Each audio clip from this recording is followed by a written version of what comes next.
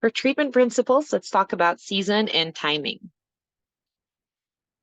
Treatment in accordance with person, locale, and seasonal conditions. In the process of treating an illness, it is important for the physician to adjust appropriately to the season, the weather, geographic locale, and the characteristics of the patient's body, such as its constitution, gender, and age. From the holistic point of view, the body exists in nature and is therefore subject to influence by the many elements of nature. The seasonal and the locale must influence the development, progression, and resolution of illness. Moreover, differences in the body's constitution generate differences in its equilibrium of yin yang and qi and blood. The same illness will manifest and develop differently at different seasons and times, in different locales, and with different bodily characteristics. Hence, a concrete illness requires concrete analysis with emphasis on the unique circumstances when formulating treatment. The treatment approach and choice of treatment and medications for any illness must take into account the characteristics of the season and the weather, as well as the timing. For adjustment to season and weather, in general, in spring and summer, the weather is warm or hot and yang qi is ascendant. The skin and the superficies are accordingly in a relaxed state, and the pores are loose and open. If exogenous wind or cold attacks a patient, the normal treatment is to release the exterior. But in spring and summer, it is important not to overuse exterior releasing herbs that are acrid and warm, since doing so can lead to excessive dissipation and damage to yin qi.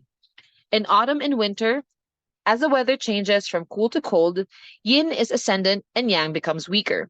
The skin and the superficies accordingly tighten up and the pores close, so that the body's yang qi submerges to the interior. In such a circumstance, unless the patient suffers an illness with very high fever, it is proper to avoid herbs that are of cold or cool nature, as these may injure yang. Chinese medicine has the guiding principles of when applying cold, distance from cold, and when applying heat, distance from heat. Not adjusting to the season and weather can lead to systematic complications, since the season and weather affect the practical choice of therapeutic approach and herbs. For example, illnesses of summer heat are strongly seasonal and are often joined with dampness. Thus, when treating illnesses in summer, it is important to pay attention to cooling summer heat and dissipating dampness. In autumn, the weather tends to be very dry, so most exogenous illnesses include dryness. When prescribing drugs, it is important to avoid including too much of fragrant, warming, and drying herbs, and to favor acrid, cooling, and moistening herbs. From the perspective of the harmony between heaven and the humans, the movement of the body's qi, blood, and yin-yang have regular rhythms, and there is a definite relationship between the abnormal changes of illness and the cycle of day-night. When treating an illness, the physician should attempt to choose the best hour to administer the drugs. Thus, on the basis of empirical observations, the ancient physicians formulated a number of maxims. For example, warm kidney yang in the morning and augment spleen qi in the evening, or nourish kidney yin in the morning and strengthen spleen qi at noon, and strengthen kidney qi in the morning and nourish kidney yin in the evening. Modern medical studies have confirmed that importance of this adjustment. The same medicine taken at different hours may have different effects. Adjusting treatment to the diurnal changes of the body's yin-yang sometimes have even greater clinical significance than adjusting to the season and weather.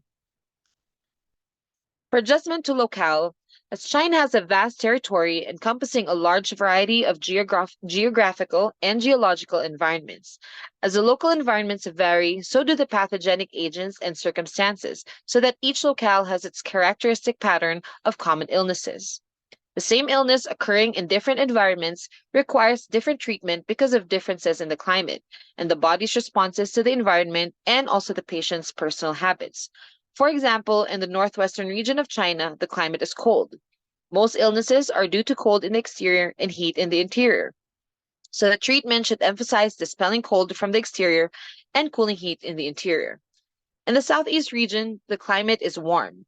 Yang qi leaks to the exterior and endogenous cold can develop readily, so that the often treatment should emphasize astringing yang qi and warming the interior. Thank you so much for your attention.